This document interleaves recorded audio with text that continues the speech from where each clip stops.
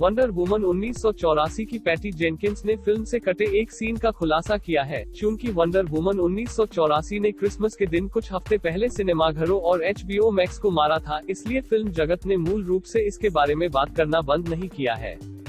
समीक्षाएं बहुत मिश्रित हैं और सुपरहीरो सीक्वल पर कुछ मजबूत राय हैं। कुछ लोगों को फिल्म में जोड़ा गया कैंपस वाइब के डायरेक्टर पैटी जेनकिंस का कहना है कि यह पुरानी DC फिल्मों की याद दिलाता है।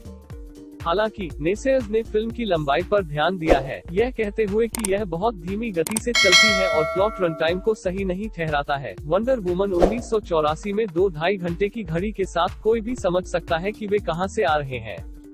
लेकिन गैल गैडोट के नेतृत्व वाली फिल्म से कितना कटा था? निर्देशक पैटी जेनकिंस के अनुसार केवल एक दृश्य। पैटी जेनकिंस एक बहुत ही कुशल निर्देशक हैं, जिनके पास चीजों को संभालने का एक विशिष्ट तरीका है। इसमें उसकी संपादन प्रक्रिया शामिल है, जो आमतौर पर बहुत तेज है। कोलाइडा के साथ हाल ही में एक साक्षात्कार के दौरान जेनकिंस ने समझाया कि उसने वास्तव में वंडर वुमन 1984 से केवल एक पूरे दृश्य को काट दिया। मैंने इस फिल्म में बहुत सारे सीन नहीं काटे, मैंने केवल दृश्यों के कुछ हिस्सों को काटा। एकमात्र दृश्य मैं यह भी सोच सकता हूँ कि हमने काट दिया था। स्टीव और डायना ने ब्लैक गोल्ड को प्राप्त करने के लिए द नेचुरल हिस्ट्री म्यूजियम के बाहर कैप खड़ी कर दी।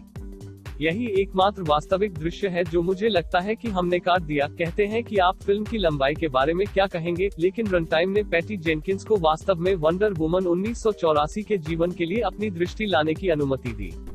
80 के दशक के सौंदर्य और अदृश्य जेट से लेकर 2 भयानक खलनायकों और एक प्रिय चरित्र की भावनात्मक वापसी तक, सुपरहीरो फ्लिक के बारे में प्यार करने के लिए बहुत सी चीजें हैं। यह वास्तव में प्रभावशाली है कि पैटी जेनकिंस फिल्म में इतना फिट होने में कामयाब रहे, और उसके हाथों पर इतना समय होने के कारण जेनकिंस फिल्म में चीजों को डालने में सक्षम थे, बिना उन्हें कुछ महसूस किए, और ऐसा लगता है कि फिल्म निर्माता की मंशा थी।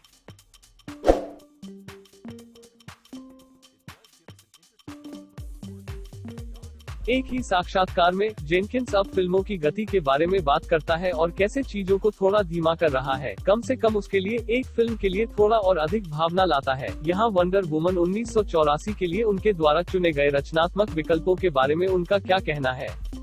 हमने अब फिल्मों में बहुत तेजी से आगे बढ़ना शुरू कर दिया है, लेकिन यह मेरे लिए भावनाओं को नहीं जोड़ता है। लेकिन मैं एक निर्देशक भी हूँ, तो कौन जानता है, मैं अपने आप को लिफ्ट कर सकता हूँ और फिल्म को बनाए रखने के लिए बहुत लंबे समय तक केवल दृश्यों में खेलता हूँ। आमतौर पर निर्देशक ऐसा करते हैं जब आप उन्हें अकेला छोड़ देते हैं। चाहे आप फिल्म के लिए पैटी जेनकिंस की पसंद से सहमत हो, इस बात से कोई इनकार नहीं करता है कि फिल्म ने फिल्म उद्योग के लिए अन्यथा धीमी गति से वर्ष में सफलता देखी है।